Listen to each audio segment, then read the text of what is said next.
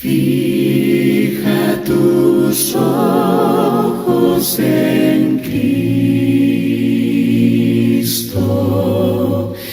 tan lleno de gracia y amor. Nos vamos a referir a Santiago 1:14.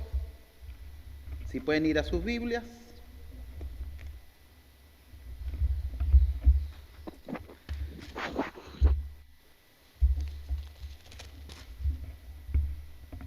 Santiago 1:14 dice: todo lo contrario, cada uno es tentado cuando sus propios malos deseos lo arrastran y seducen.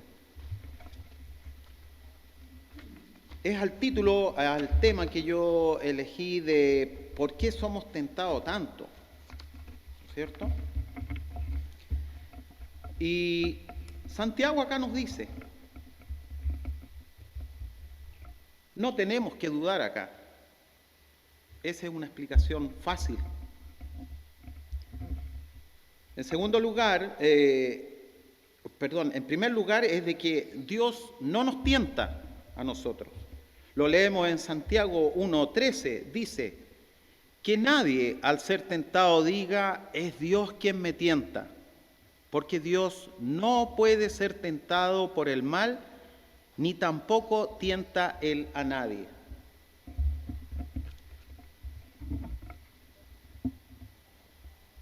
Y la explicación a esto es de que cada uno de nosotros es tentado cuando de nuestra propia concupiscencia, o sea, deseos malos, es atraído y seducido. Lo otro que tenemos que tener claro es de que nadie es forzado a pecar, absolutamente nadie. El hombre quiere culpar a otro u otros por sus pecados. Vemos un ejemplo acá en Génesis 3:12. Adán culpó a la mujer, ¿no es cierto? Dice en Génesis 3:12.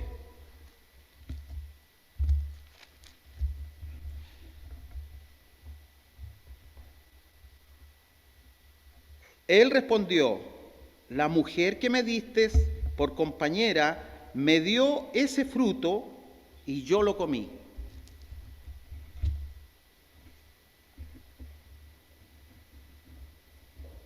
Adán aquí pasa la responsabilidad a Dios por haberle dado a Eva. Esto solo intensificó, ¿no es cierto?, la tragedia, por cuanto Adán había transgredido a sabiendas la prohibición de Dios.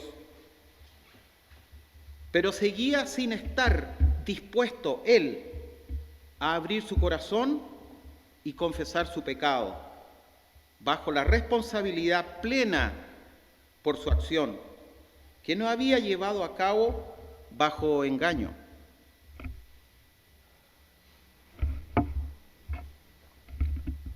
Después vemos que la mujer culpó a la serpiente, lo leemos en Génesis 3:13, dice, entonces Dios el Señor le preguntó a la mujer, ¿qué es lo que has hecho?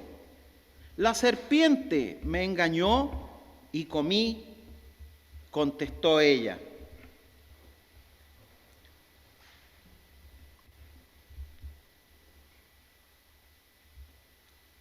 El desesperado esfuerzo de la mujer, en este caso de Eva, por pasar la culpa a la serpiente, lo cual era parte, ¿no es cierto?, en verdad, que lo leemos en 1 Timoteo 2:14, no la absolvió a ella de su responsabilidad por su falta de confianza y desobediencia a Dios.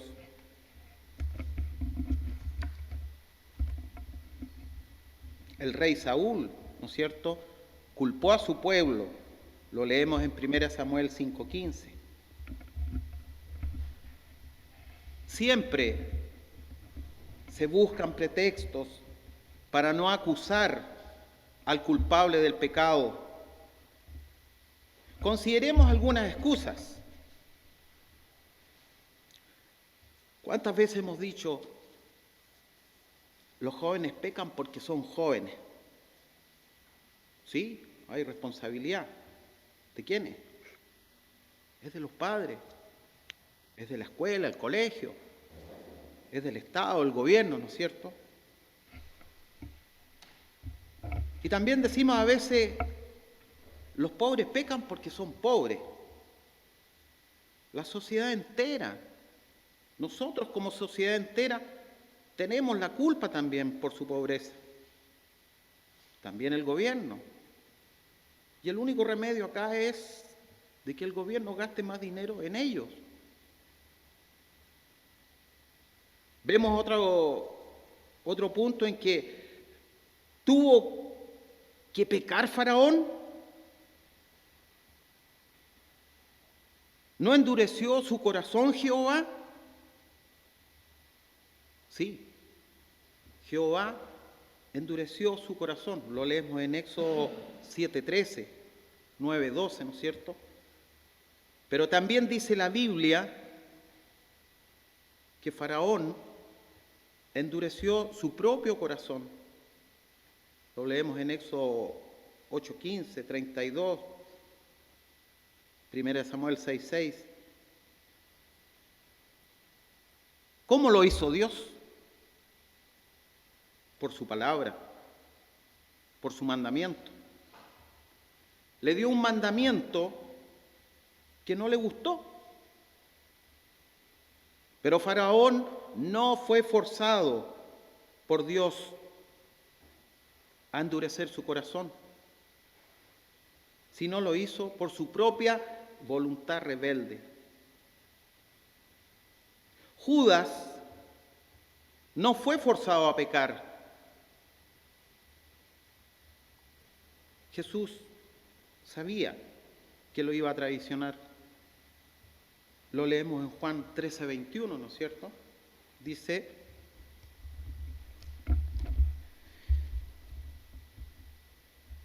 dicho esto, Jesús se angustió profundamente y declaró: ciertamente les aseguro que uno de ustedes me va a traicionar.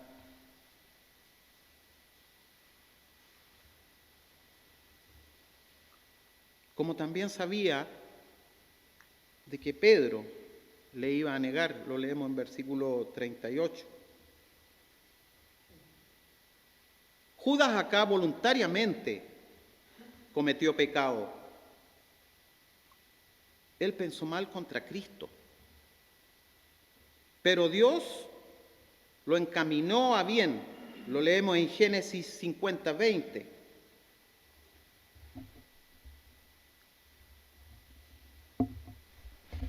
Así tampoco, ¿no es cierto? Nosotros somos forzados a pecar. Se dice, o decimos a veces frecuentemente, fulano me hizo enojar. O también decimos, el diablo me lo hizo hacer. Hemos escuchado. Es que nadie quiere aceptar su responsabilidad por sus pecados. Muchos dicen o culpan a nuestra vida pecaminosa. Pero hermanos, acá Santiago da la verdadera razón y explica la fuente del pecado. Hay pecado en el corazón primero, luego en la conducta. Judas pecó primero en su corazón. Hubo engaño e hipocresía en su corazón. Lo leemos en Mateo 26:21. Dice Cristo: uno de vosotros me va a entregar. Y Judas dice, ¿no es cierto?, en el versículo 25, ¿soy yo, maestro? Decimos que no somos capaces de traicionar a Jesús? Si hay engaño, hipocresía y avaricia en el corazón, solo falta el momento oportuno, la tentación apropiada, y haríamos cosas semejantes.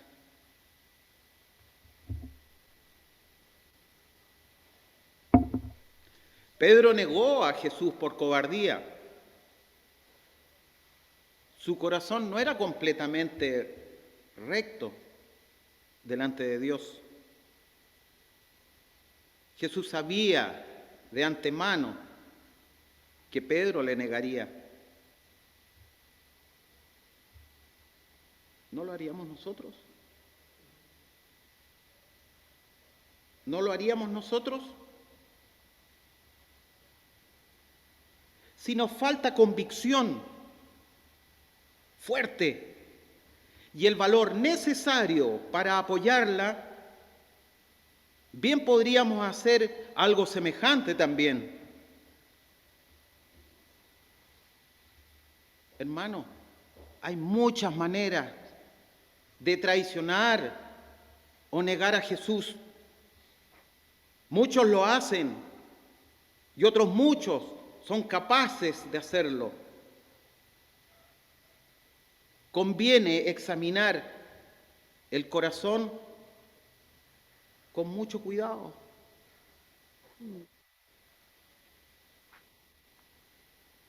¿Podríamos en verdad nosotros resistir todo ataque del diablo? ¿O somos capaces de negar a Jesús?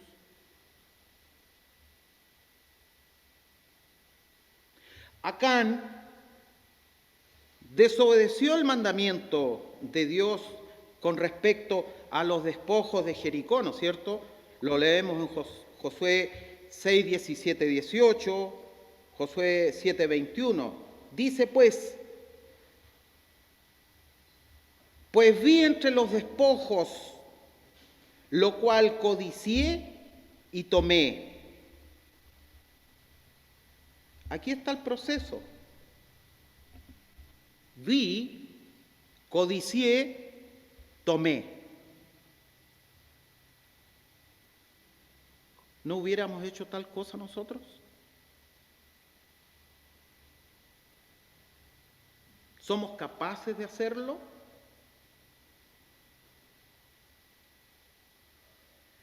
Si amamos cosas materiales, si las codiciamos, sí somos capaces. Sí somos capaces. David vio desde el terrado, ¿no es cierto?, a una mujer que se estaba bañando, la cual era muy hermosa. La codicié, o sea, ya la tomó, y él durmió con ella. Lo leemos en 2 de Samuel 11, 2, 4. La ley de Moisés dijo: no codiciarás la mujer de tu prójimo, Éxodo 20, 17. Y también no cometerás adulterio, versículo 14.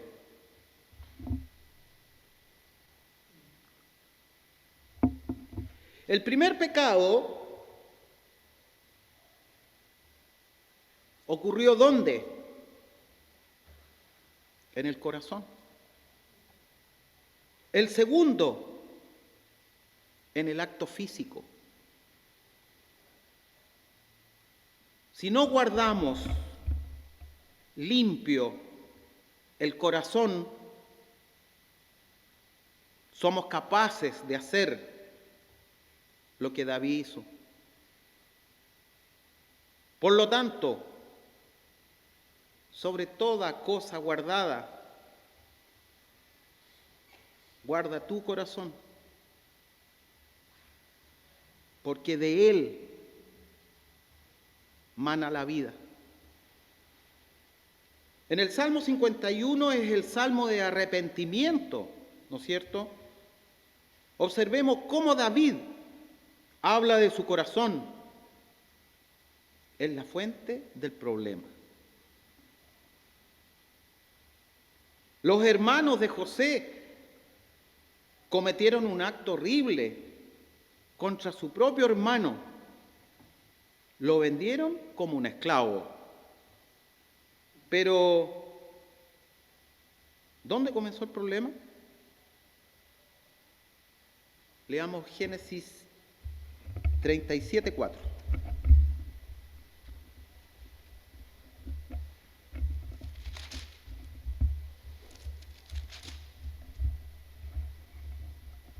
Viendo sus hermanos que su padre amaba más a José que a ellos, comenzaron a odiarlo y ni siquiera lo saludaban.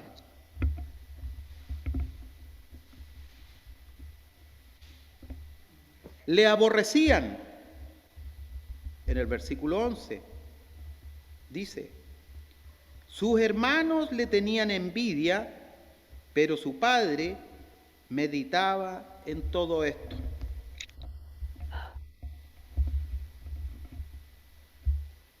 Lo mismo los judíos, ¿no es cierto? En Mateo 27:18, Pilato sabía que por envidia le habían entregado los sacerdotes. ¿A quién? A Jesús. Si hay envidia en nuestro corazón, somos capaces de cosas semejantes. Pero recuerde o recordemos que la envidia en sí es pecado. Lo leemos en Juan, 1 de Juan 3:15. Si me acompañan a 1 de Juan 3:15.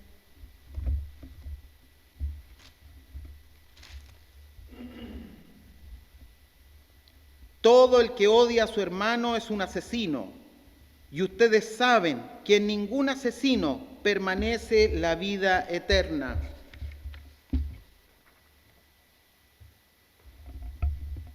Es por esto que en el Nuevo Testamento lo condena. Ya es homicida.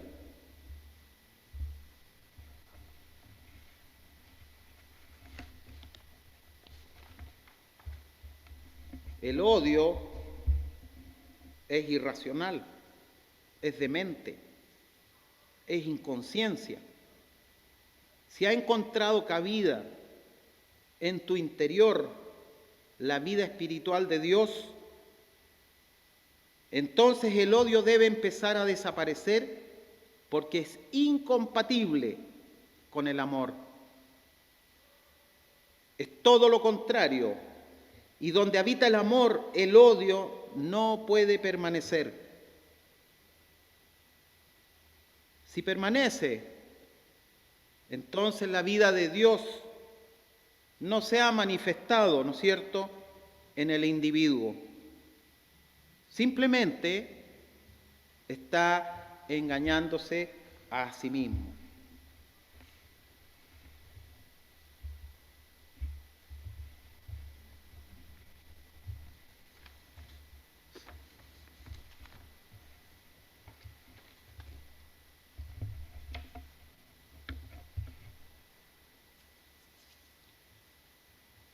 En realidad, al que aborrece solo le falta la oportunidad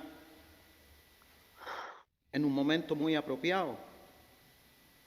Si no hay temor de ser descubierto y castigado, puede fácilmente matar. Recordemos que Dios conoce nuestro corazón.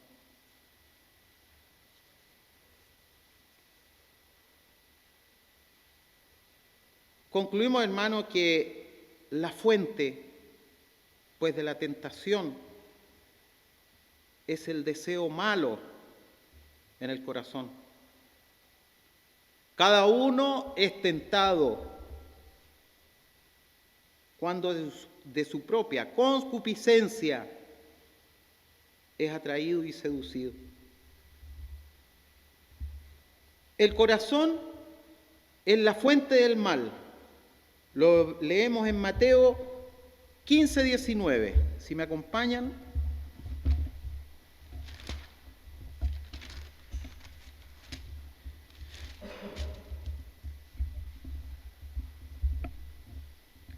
Porque del corazón salen los malos pensamientos, los homicidios, los adulterios, la inmoralidad sexual, los robos, los falsos testimonios y las calumnias.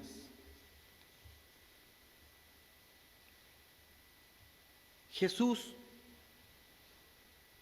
enseñó la corrupción interna de los fariseos y escribas. ¿Por qué limpiáis lo de afuera, del vaso y del plato, pero por dentro estáis llenos de robo y de injusticia? Sois semejantes a sepulcros blanqueados, que por fuera, a la verdad, se muestran hermosos, mas por dentro están llenos de huesos de muertos y de toda inmundicia. Lo leemos en Mateo 23, 25, 27, 28. En Gálatas 5, 19, 21, si me acompañan, Gálatas 5, 19, 21,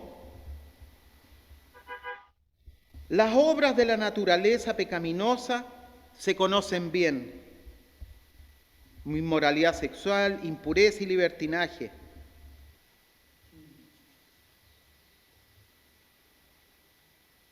Esa es una lista, ¿no es cierto?, de las obras de la carne. Observemos que no solo son el adulterio, el homicidio, etcétera, sino también las envidias, los celos, las iras.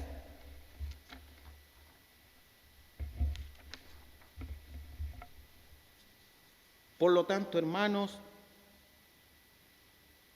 debemos dar mucha atención al corazón, a sus pensamientos, a sus deseos y propósitos. La carne es el enemigo dentro de las puertas, es el aliado de Satanás, coopera con Satanás. Si abrigamos nosotros en el corazón esos deseos malos de avaricia, codicia, envidia, odio, etcétera, le damos un arma potente que usar contra nosotros. La carne, hermanos, abre la puerta para que Satanás pueda entrar en el corazón para destruirnos. Que Dios los bendiga.